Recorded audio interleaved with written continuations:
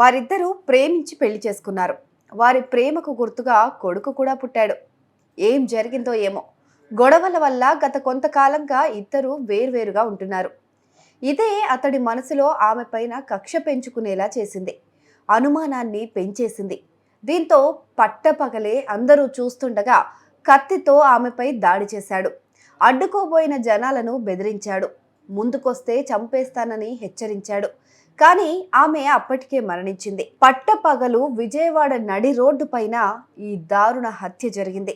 దీంతో ఒక్కసారిగా బెజవాడ ఉలిక్కిపడింది.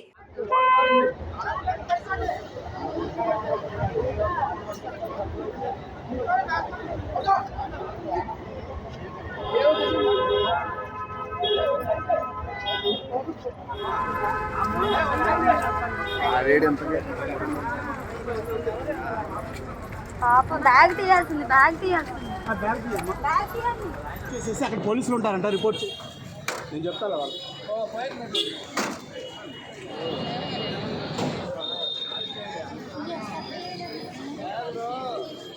విజయవాడలోని స్థానిక దుర్గా అగ్రహారానికి చెందిన దీపాల విజయ్ నూజివీడుకు చెందిన మట్టకొయ్య సరస్వతిని ప్రేమించి 2022లో వివాహం చేసుకున్నాడు.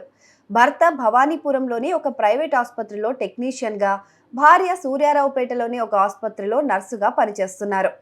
వీరికి 2 ఏళ్ల కుమారుడు కూడా ఉన్నాడు. విభేదాల కారణంగా ఏడాదిన్నరగా ఇద్దరు విడివిడిగా ఉంటున్నారు. సరస్వతి రోజు నూజివీడు నుంచి ఆసుపత్రికి వచ్చి వెళ్తూ ఉంటుంది. రోజులాగే గురువారం ఉదయం 8 గంటల నుంచి మధ్యాహ్నం 2 గంటల వరకు విధులకు హాజరయ్యింది. డ్యూటీ ముగిసిన తర్వాత 2 గంటల 15 నిమిషాలకు ఆసుపత్రి నుంచి బయటకొచ్చింది. ఆమె రాక కోసం అక్కడే మాటు వేసిన విజయ్ ఒక్కసారిగా ఆమె పైన దాడి చేశాడు. కత్తితో మెడపై, గొంతుపై దారుణంగా పొడిచాడు. తీవ్ర గాయాలతో ఆమె అక్కడికక్కడే కుప్పకూలిపోయింది.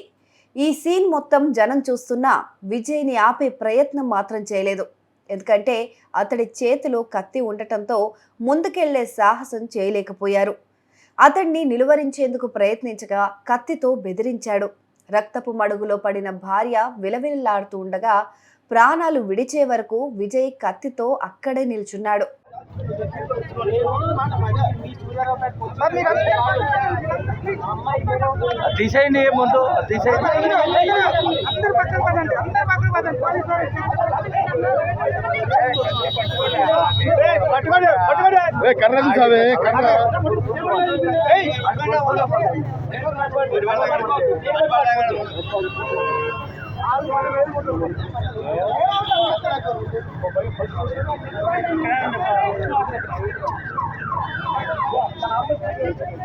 ఇంతలో అక్కడకు చేరుకున్న సూర్యారావుపేట పోలీసులు, ఇతర సిబ్బంది విజయ్ను మాటల్లో పెట్టి ఒక్కసారిగా చుట్టుమిట్టారు.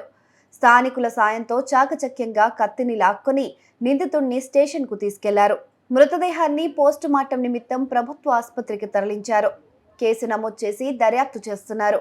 పెళ్లైన తర్వాత సరస్వతి పైన అనుమానంతో విజయ్ తరచూ గొడవకు దిగేవాడని, దీంతో ఆమె నూజివీడులో పోలీసులకు భర్త పైన ఫిర్యాదు చేసినట్లు సమాచారం.